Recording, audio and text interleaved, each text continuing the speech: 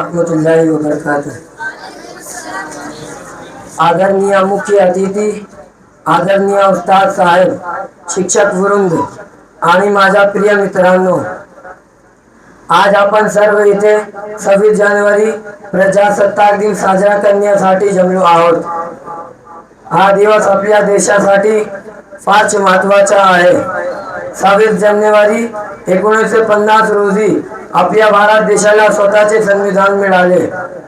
संविधानामुळे भारत एक स्वतंत्र लोकशाही आणि धर्मनिरपेक्ष देश बनला। आपल्या देशात सर्व धर्म, भाषा आणि जातीचे लोक एकत्र शांततेने राहतात।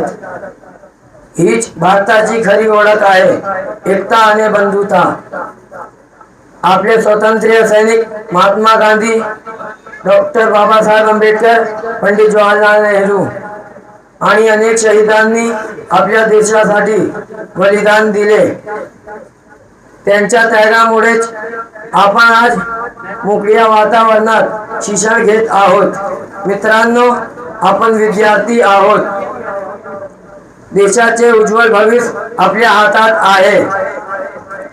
आपण प्रामाणिकपणा, शिस्त, शिक्षण आणि चांगले संस्कार अंगीकारले पाहिजेत।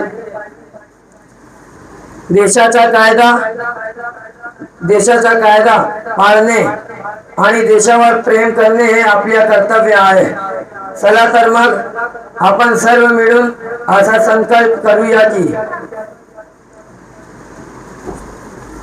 आपण चांगले नागरिक बनू, देशाची सेवा करू आणि देशाचे नाव जगात उज्ज्वल करू।